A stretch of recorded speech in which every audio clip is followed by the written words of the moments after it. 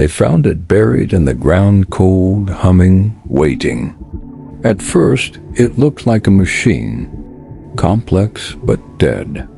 A core of unknown materials, wrapped in cables and etched with impossible glyphs.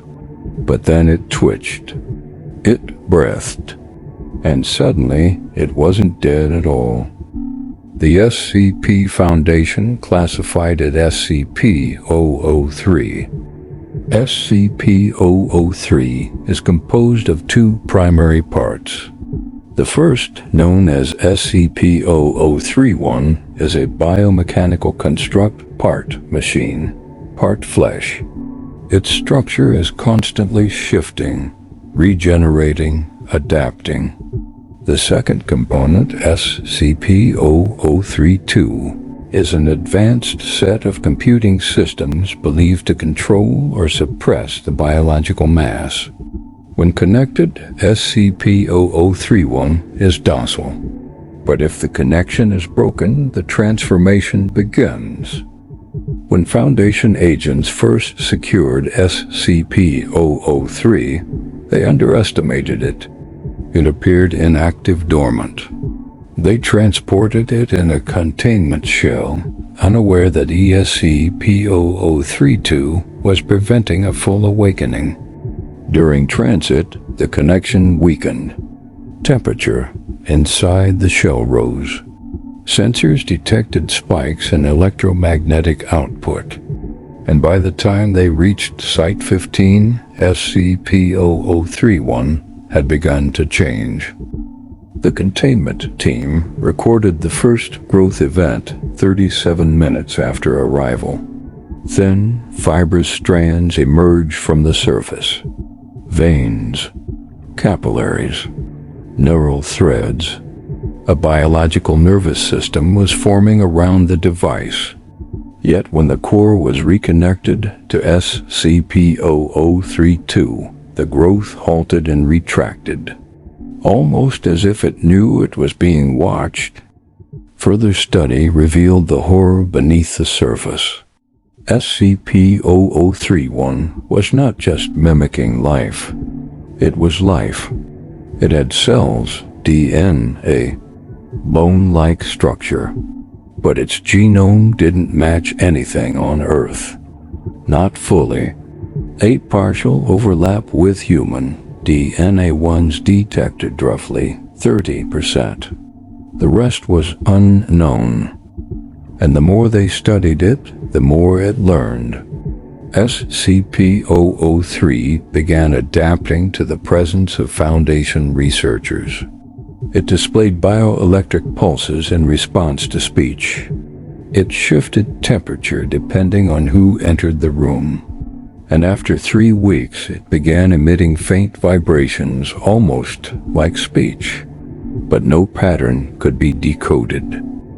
During a critical failure in electrical systems, SCP-003-2 was briefly disconnected. In those 7 minutes, the transformation was catastrophic. SCP-003-1 grew 6 appendages, developed optic nodules, and sprouted a crude spinal column. Most disturbingly, it began standing upright. It was forming a bipedal frame, a humanoid silhouette. It didn't just want to grow, it wanted to walk. Security re-established the connection, and SCP-003 collapsed, inert once more. But post-event scans showed something chilling. A primitive brain structure had been forming, one that mirrored the early development stages of the human brain. Neurons, synapses, and rudimentary memory storage. SCP-003 was trying to think. The Foundation escalated containment protocols. SCP-003-2 must now remain connected at all times. The chamber is to be kept below 5 degrees Celsius to slow potential biological activity. Armed guards stand by 24/7, authorized to terminate all personnel if SCP-003 initiates another growth phase. But stopping SCP-003 isn't just about temperature or hardware. It's about understanding what it is and why it exists. Several Foundation theorists have posited that SCP-003 may be a form of ancient artificial intelligence, a biomechanical probe sent to Earth in the distant past, a seed left behind by a civilization that no longer exists. Others believe it's not from another world, but another time, a remnant of a pre-human era erased from history. Its symbols etched in metal and tissue don't match any language known to humanity, but they do share patterns with markings found on other dangerous anomalies, including SCP-001, SCP-1425, and SCP-093. Could SCP-003 be part of a broader network? A system of living machines designed to evolve together? The evidence suggests it's not alone. During one growth event, SCP-003 emitted a high-frequency signal. It lasted less than 2 seconds, but was picked up by sensors on the other side of the planet. Deep within a Foundation black site, 2 dormant anomalies, completely unrelated to SCP-003, briefly activated. One emitted light. The other began vibrating. Then, silence, as if something had answered. SCP-003 doesn't speak, at least not yet. But it is communicating, reaching, learning. The question that haunts researchers isn't, what is SCP-003 doing? It's what happens if SCP-003 is attempting to recreate a form, possibly its original body. It could mean that the intelligence behind it is returning, rebuilding itself using available matter. Worse, it could be preparing a shell for something else to inhabit. A vessel, a host.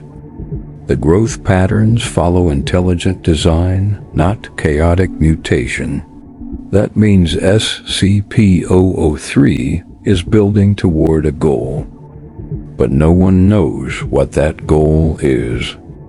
Some think it's just evolving into a sentient life form, curious about its surroundings. Others fear it's preparing to dominate them. And a few believe it's a timer, one that's almost finished, counting down. Currently, SCP-003 remains contained. It hasn't grown in months. But every day, researchers notice small changes. A new symbol, a new vein, a subtle twitch. Something is happening, slowly, deliberately. The Foundation is watching and waiting. But SCP-003 it has all the time in the world. And one day it may wake up fully aware, fully formed, and no longer willing to be contained.